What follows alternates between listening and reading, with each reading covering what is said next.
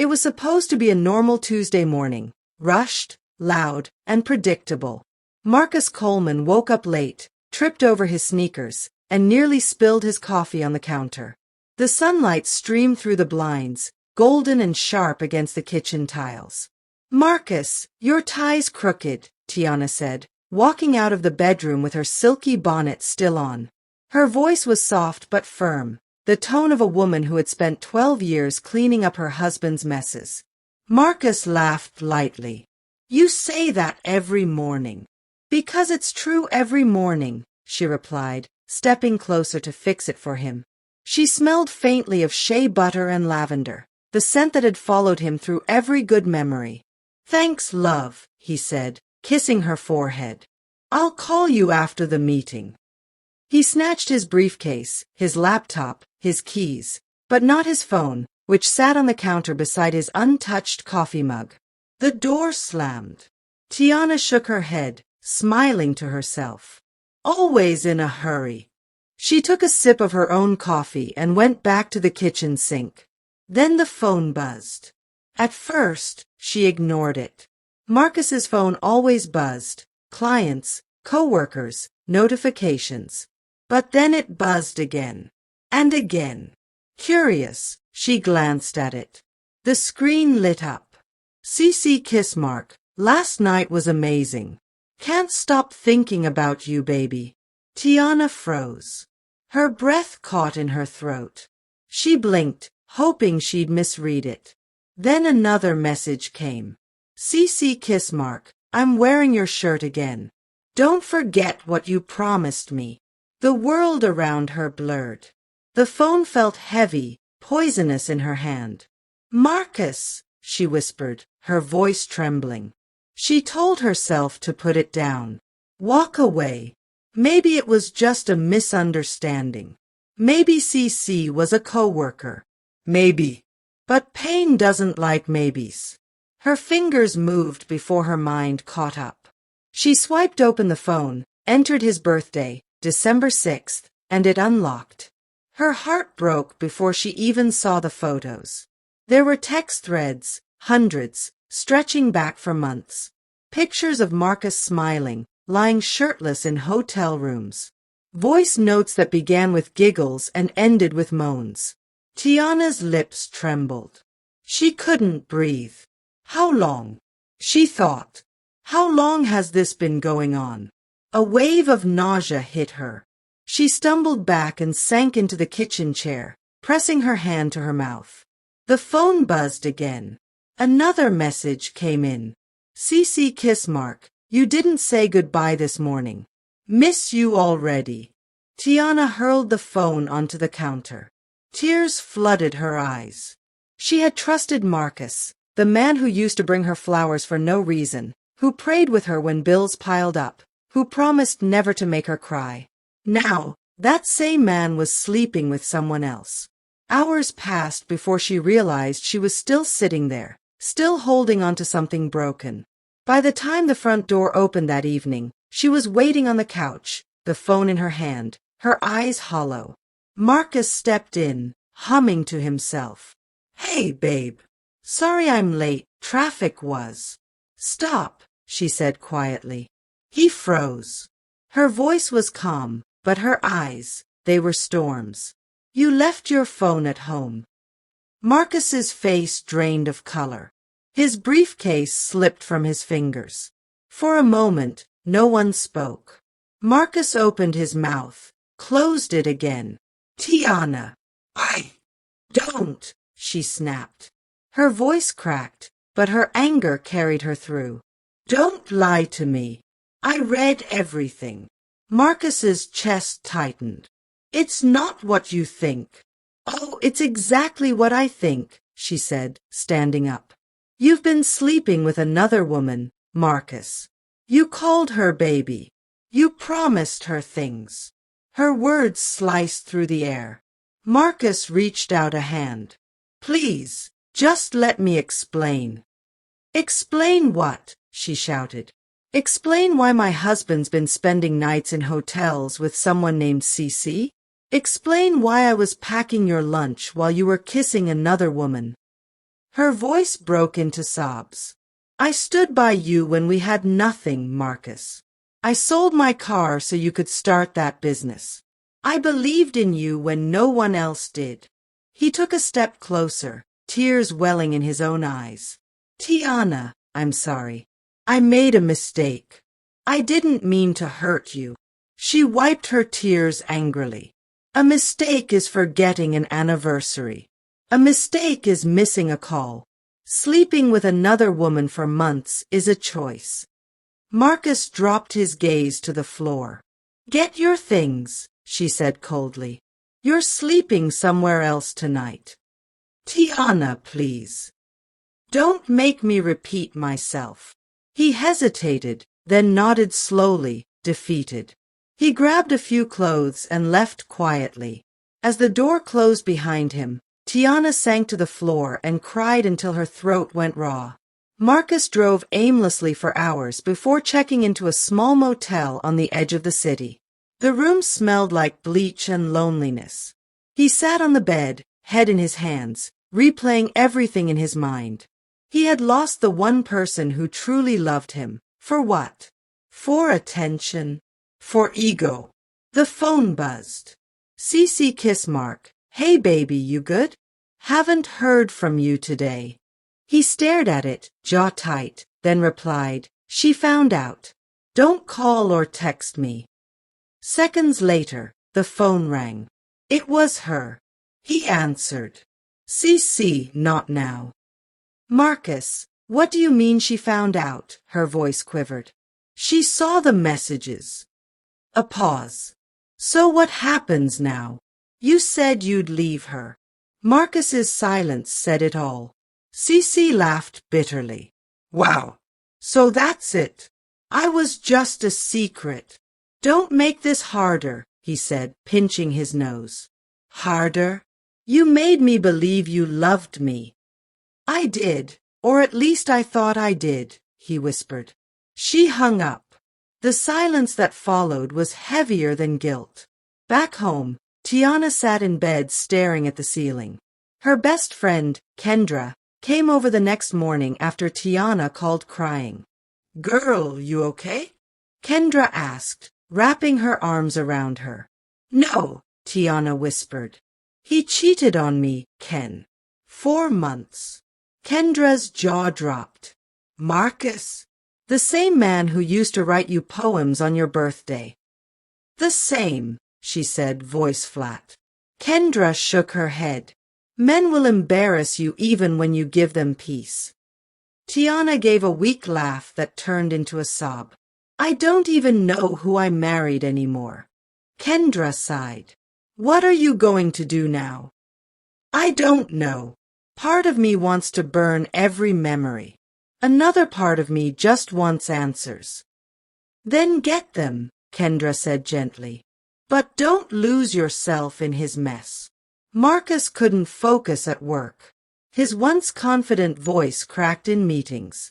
His employees whispered about how their boss looked lost. That evening, he called his brother Troy, his voice heavy with shame. Man, I messed up bad, Marcus confessed.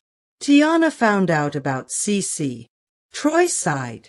You, of all people, you had the marriage people envied. I know. You better fix it before she walks away for good, Troy warned. Women like Tiana don't come twice. Marcus sat in silence. I don't even know where to start. Start by being honest. Then shut up and listen. 3 days later, Marcus stood on the front porch, holding a bouquet of lilies, her favorite. His heart raced as he knocked. When Tiana opened the door, her face was expressionless. Please, he said softly, just give me 5 minutes. She hesitated, then stepped aside.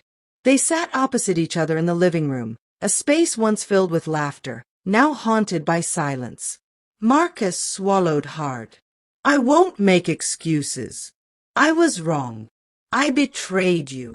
Tiana looked at him coldly. Why, Marcus? Why her? He sighed. I was tired. Not of you, of myself.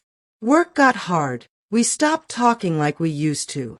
Then CC came around. She made me feel wanted again. I thought I needed that. Tiana's eyes glistened. So you destroyed your home for a feeling? Marcus nodded slowly. I see that now. She leaned back, exhaling shakily. You didn't just break a promise, Marcus. You broke me. He lowered his head. I'll spend the rest of my life trying to fix what I broke. Her voice softened. I don't know if I can ever trust you again. Then I'll earn it one day at a time, he whispered.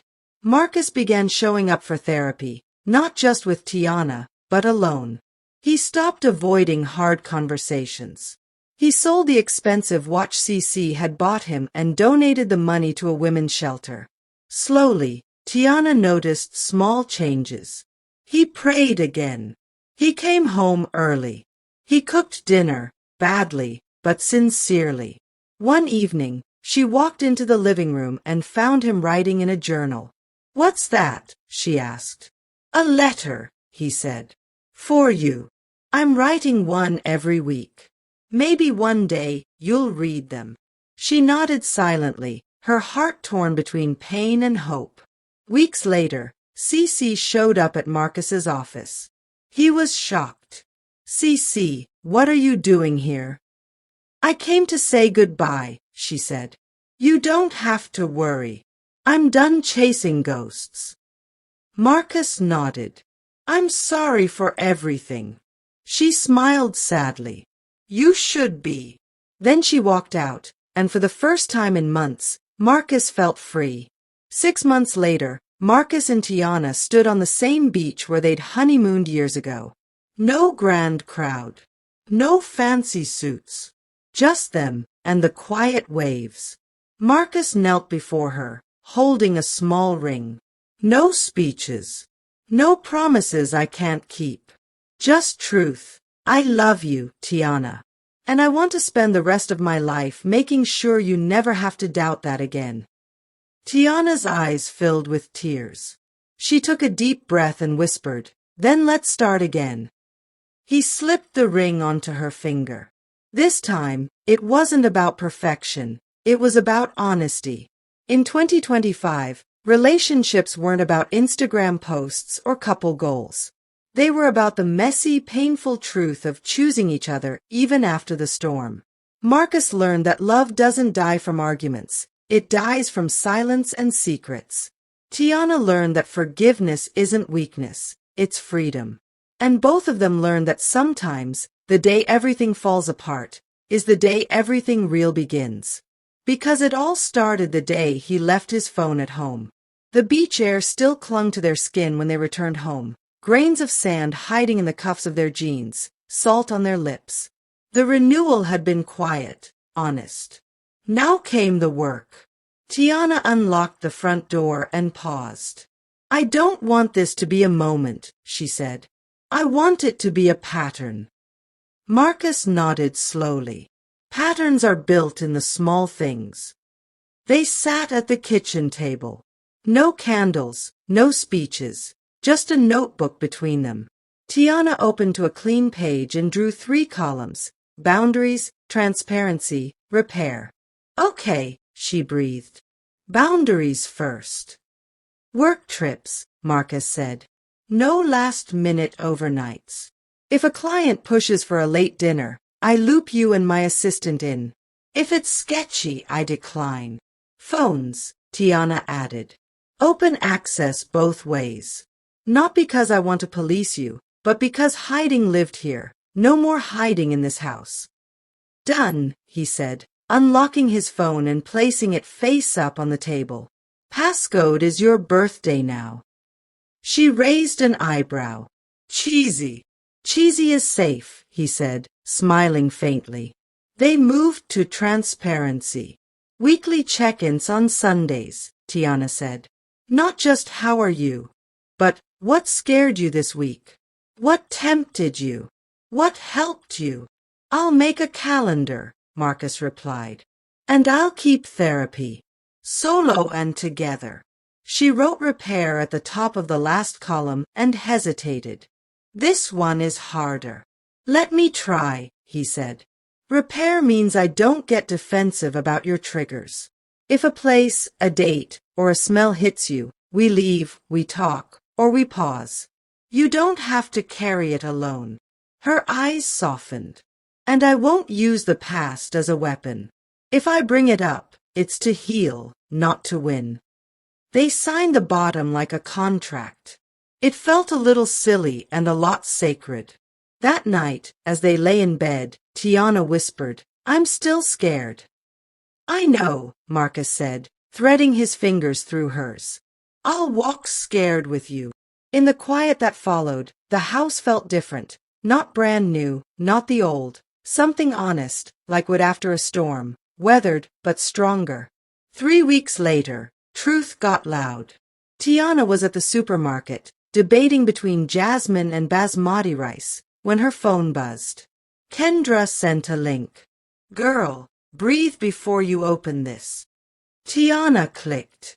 A neighborhood gossip page had posted a photo from months ago. Marcus and Cece in the lobby of a downtown hotel, heads close, laughing.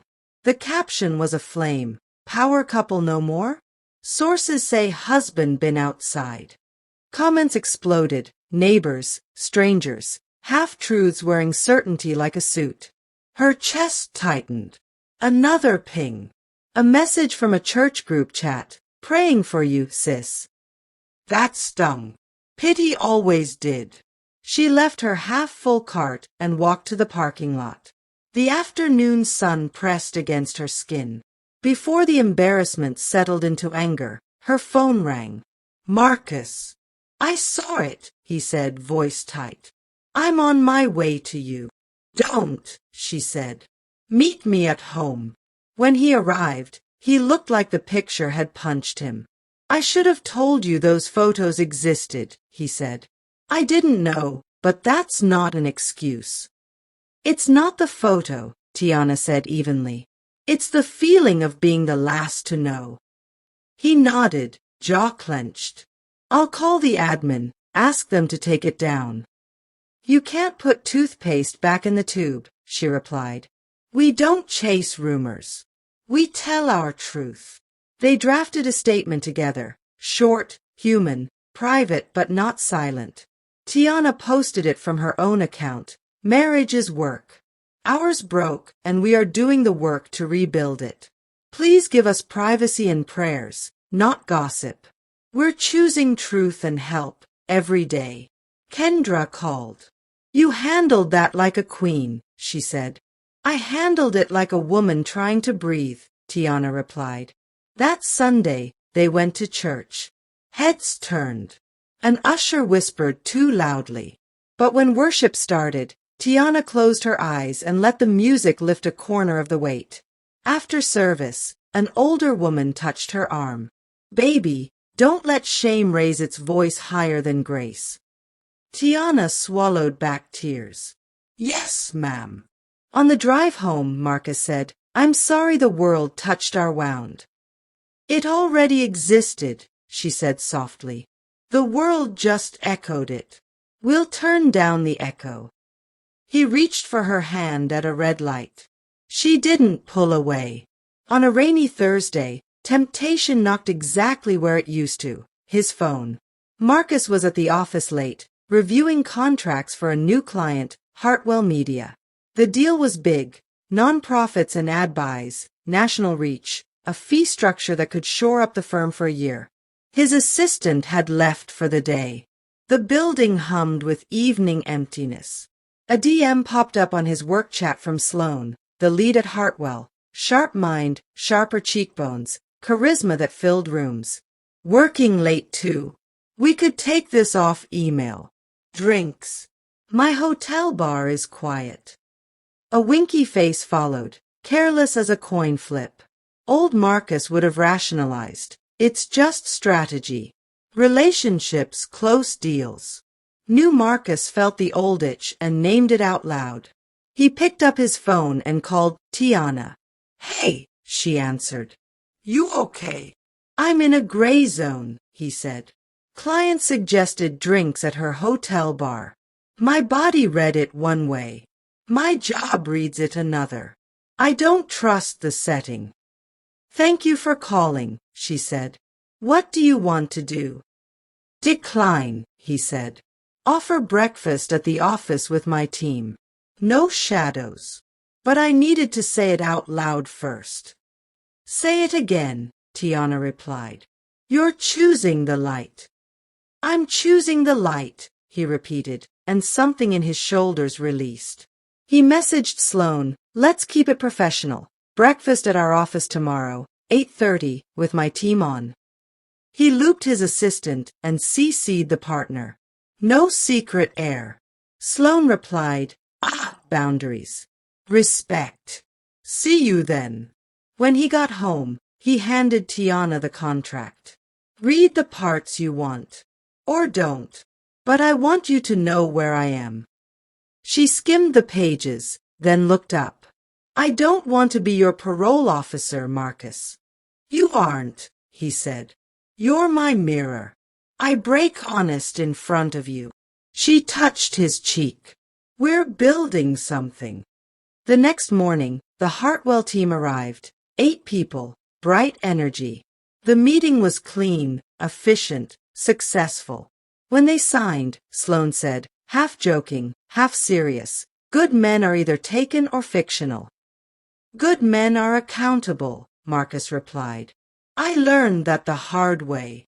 He walked Sloan to the elevator, nothing left unsaid, no corners unlit. On the way back to his office, he texted Tiana a single word, done. She replied with a photo of her coffee mug and the note taped to it, his handwriting, we get better by telling the truth faster. Under it, she'd added a heart. Healing wasn't just Marcus's work, it was Tiana's decision to live again. She found a small support group at the community center called Rebuild, 8 women, different ages, same ache. The first night, Tiana sat in a circle of folding chairs and listened. A woman with silver braids said, forgiveness isn't letting him off the hook. It's handing him the hook and saying, carry your part. Another woman added, and remembering you're not a hook at all. You're a person. When it was Tiana's turn, she cleared her throat. My husband cheated. The world found out before I did in some ways. We're trying. I'm angry and hopeful. I hate it and I want it. I want me too. They nodded like a choir. After group, she stayed behind to talk to the facilitator, Marla, who wore a sweatshirt that said becoming. What did you use to love? Marla asked. Design, Tiana said without thinking. Spaces. The way light hits a room and makes strangers feel safe. So build safe rooms, Marla said, like it was obvious. At home, Tiana pulled out an old sketchbook. Pages smelled like dust and almost. She began to draw, entryways that invited, corners that held, colors that warmed, shelves that told stories. She drafted a name, Harbor Interiors. Look at you, Kendra said when Tiana showed her. I left you for 1 month and you started a company. I started remembering, Tiana replied. They designed a website on a Saturday. Marcus cooked a disastrous pot of gumbo that somehow tasted like apology and love, and he hovered in the doorway, watching Tiana work. I can invest, he offered. I need you to be my first testimonial, she said, not my banker. He grinned. Deal. Turn our living room into your case study. She did. She repainted the walls in a color she called Second Wind, a soft blue-gray that shifted with the day. She rearranged the furniture, leaving space for quiet. She hung a new photo, not the wedding, not the beach vows, but a candid shot Kendra had taken, their hands, ink-smudged, signing the boundary notebook. When she posted the before and after, inquiries trickled in, then poured. Single moms, retired teachers, a barber who wanted his shop to feel like a conversation. Tiana walked through people's homes and asked, what story do you need these walls to tell? And she built it with them. At night, she and Marcus kept the rituals. Sunday check-ins, midweek walks, laughter that sounded rusty and then new. One evening, Tiana closed her laptop and said, "I forgive you." Marcus looked up slowly. "What does that mean today?" "It means I won't rehearse your sin to keep you small. It means I believe in the person you're becoming. It also means if you break this again, I'll leave, not in fury, but in health." He swallowed. "I hear you." She nodded. "Then let's live." By autumn, their home felt like a testimony you could sit on. Troy came over with his twins for dinner, the house roaring with small feet. Kendra arrived with cornbread and gossip that tasted like joy. Even Tiana's mother, who had stayed silent for months, knocked on the door with a pie and cautious eyes. Marcus opened. "Mrs. Hayes," he said softly. She studied him for a long second, then handed him the pie. "Don't fumble it." "Yes, ma'am," he replied, the corner of his mouth lifting. They gathered around the dining table that Marcus had sanded himself on a Saturday, turning scratches into smooth. In the center was a vase of lilies, quiet and persistent. Before they ate, Tiana stood. "We don't do speeches at every dinner," she said, smiling, "but tonight I want to add a chair." She brought out an empty chair and placed it at the end of the table. Kendra whispered, "Girl, who we waiting on?" Tiana rested her hand on the chair back. "This is for the things that try to sit in our laps. Shame, secrets, fear. They can sit here if they must, but they don't get our plates anymore." She looked at Marcus. "We eat. They watch." Laughter bubbled, relief with it. Even Mrs. Hayes's face softened. During dessert, Troy pulled Marcus onto the porch.